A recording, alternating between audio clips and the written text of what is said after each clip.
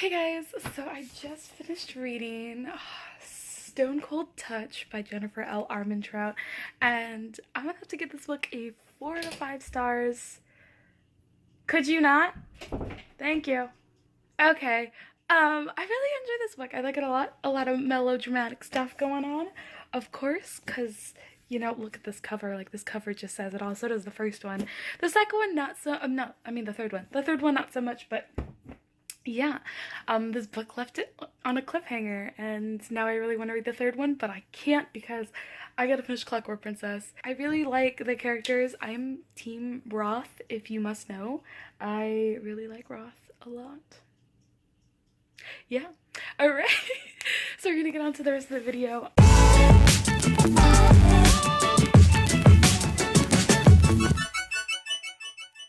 Hey guys, it's me, Jessica. Today I'm going to be doing a review for Stone Cold Touch by Jennifer L. Armentrout. This is the second book in the Dark Elements trilogy.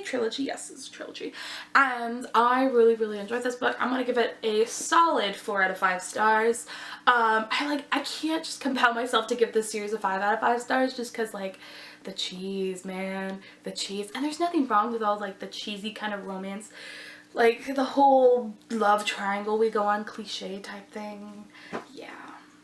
It's still a good book, and I really enjoyed it. I feel like the characters are a lot more fleshed out than they were in book 1. And I feel like I feel like Jennifer L. Armentrout had a more understanding of her characters. Like, I felt like she had a very good understanding of her world, but now she has a really good understanding of her characters and how they fit into the world. And I really enjoyed that, and I really like this book, and I am so excited for book 3, which I have. Also, one thing I kind of like is the covers. I'll explain. They're really cheesy, but I like how the demon, like the one that's kind of focused on her relationship with Roth a little more, is red. It's got Layla and Roth on it. It's got White Hot Kiss, because, like, in hell it's hot. And then this one, it's got Zane and Layla on it, because this book's gonna focus more on their relationship, and it's called Stone Cold Touch because, like, they're gargoyles, and gargoyles are made out of stone, and they can get cold, and the only thing I can do is touch, because then she'll suck out his soul. The covers, even though they're cheesy, were planned quite well. I will say that. So this book, as you can tell by what I just said, it focuses more on kind of Zane and Layla's relationship as this love triangle develops. Not only that, but from events that happened in the first book, we now have this demon that's not supposed to be on the surface or top side, and Zane, Layla, and Roth have to find this demon and kill it before it starts stealing a lot of people's souls. So that is the synopsis I'm gonna give. So I'm gonna get into spoilers because I'm really excited to talk about this book. I still am Team Roth, if you are wondering. I just think, like, personality wise, he's a better fit for Layla. Not only that, but I feel like she's not as scared to be with him as she is with Zane. That's all I'm gonna say. Poland Bananas again, I'm gonna bring you up. Christine, how dare you do this to me? I had just watched a review before I started this book, and all I could think of this book was, like, New Moon. And I was not happy with it. Because Roth does this thing where he's like, you're not safe with me, I'm breaking up with you type situation. And then, like, it breaks the whole New Moon circle, because, like, Edward leaves and doesn't come back while Roth stays and actually goes to school. Not only that, but he also flirts with her very excessively while he's also broken up with her. Like, boy, that doesn't make any sense. It didn't make any sense until the end of the book, where you find out that, like, Abbott threatened Roth that he would hurt Layla if Roth stayed with Layla. And that, like, oh my gosh, I have such issues with Abbott right now, because, like, he just distrusts Layla so much, and I hate it, because, like, Layla really needs like a father figure in her life. Like her mother is Lilith. She knows that she's never gonna find someone who might be a mother figure to her. Like Jasmine isn't even like that mother figure to her, and like Abbott was the only one she had, and now like Abbott distrusts everything that she says because of because she lied to him about Roth and like all this stuff that happened. And like a part of me isn't mad at Layla for lying at Abbott, and like I feel like Abbott's overreacting a little bit, because like I feel like Abbott is very like strong in his values that wardens are good no matter what and demons are bad no matter what, which isn't the case. Like Roth proves again and again that not all demons are like really bad. Like yeah, they're bad and they do bad stuff, but like they do bad stuff to other bad people, if that makes sense. Like the whole club thing where Cayman, he gets a little bit of that guy's soul and makes a deal, but like that guy's soul was like dark and evil. So like, oh my god. Another thing I want to talk about is Bambi is suppressing Layla's I almost said magical, but like demonic ability with her being able to see souls. Not only that, her being able to like control when taking a soul, because she did have Bambi on her arm when they did go to the club, and she did take Cupcake's, like part of Cupcake's soul.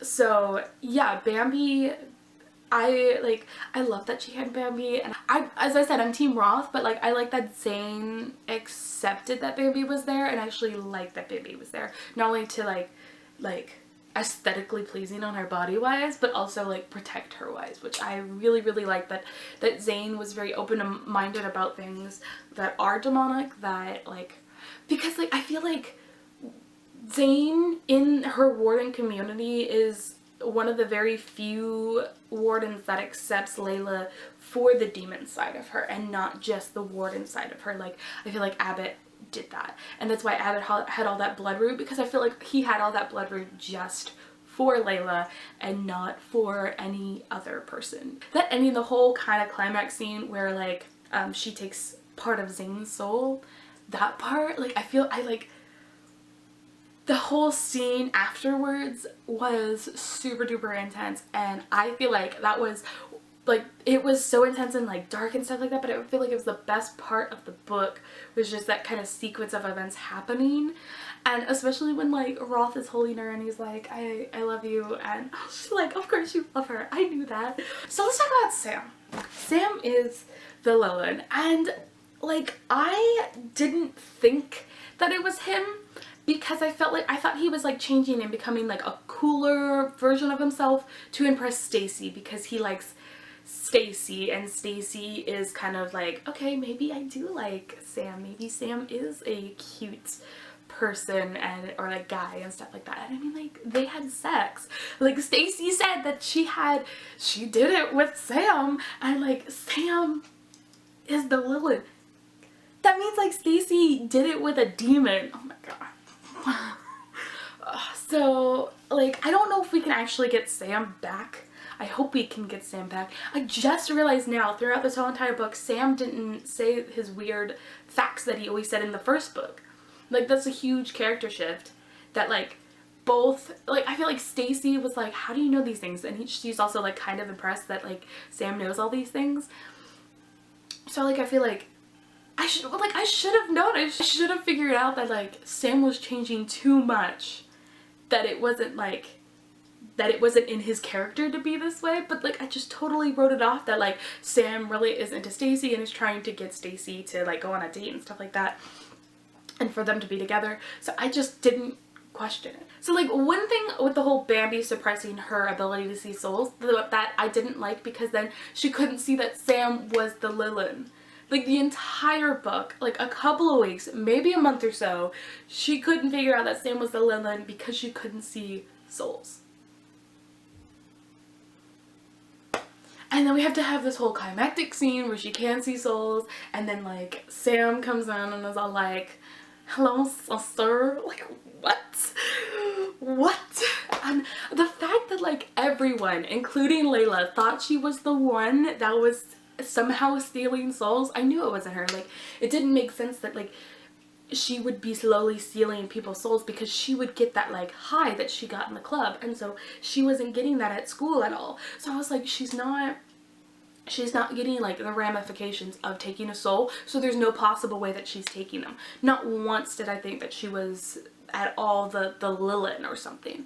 Like, I know she's got the powers of it, but I didn't think she was it at all. I never thought that.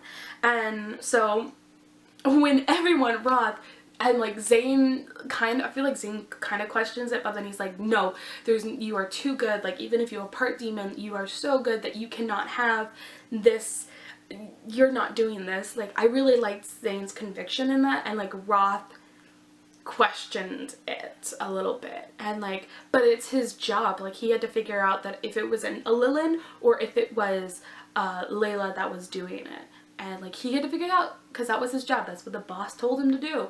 So like, I get it, but like, I don't know, and I'm really nervous about this whole witch promise thing that happened at the end of the book, where Roth was like, go to the witches and like promise them anything as long as you get me something to help, like to heal her. And Cayman was like, anything, and then Roth was like, anything. And I was like, oh, I don't know what the promise is, and I'm so nervous about what Cayman had to promise to get that like antidote or something. And that whole scene where like she was just in the warehouse chained, oh my gosh, like a part of me still can't believe that like she told Roth not to kill Abbott, because I would have been like, injure him but don't kill him. I'd have been like, he has to have some ramification for hurting Layla. So the scene where Zane kisses Layla for the first time and nothing happens, whoa, I was in public when that happened, and I was like, we need to slow down here, you guys. Like, don't get in the back of the car and like do that. Like, just let's calm down. But I really, because like I feel like if there's this like sexual tension between these two characters, and they know that they can't kiss, and then all of a sudden they find out that they're able to, it's like, okay, we've got to like make up for all the lost time in that moment. And like I enjoyed that, because like I felt the sexual tension between them a little bit, and like you feel it with her and Roth too. So it's like so hard to figure out like who she's gonna go with, but I feel like she's gonna go with Roth because she doesn't have that like, because like in the beginning with her and Zane, she was very scared that she was going to hurt him with her like ability to suck souls, and I wasn't worried. I was a little worried, but I feel like she just gets so scared. And like, even if she knows that if she does have Bambi, she can kiss him, I feel like she's still gonna be scared because of what happened where she did take a piece of her soul. But not only that, but all the fear that she had before they got together. She had all these fantasies about him, and then but knew it couldn't happen because of her ability. So whenever they got close, she got scared, and I feel like it's gonna take her a long time to get over that fear with Zane, but she doesn't have that fear with Roth because Roth doesn't have a soul. That is my review of Stone Cold Touch by Jennifer L. Armentrout. If you liked it, please give it a like, and make sure to comment your favorite part down below, something like that. Yeah, and also make sure to subscribe as well and ring that bell so you guys get notified when I make a new video. I post every Tuesday and Friday. I hope you guys are having a fantastic day. I will see you in the next video. Goodbye!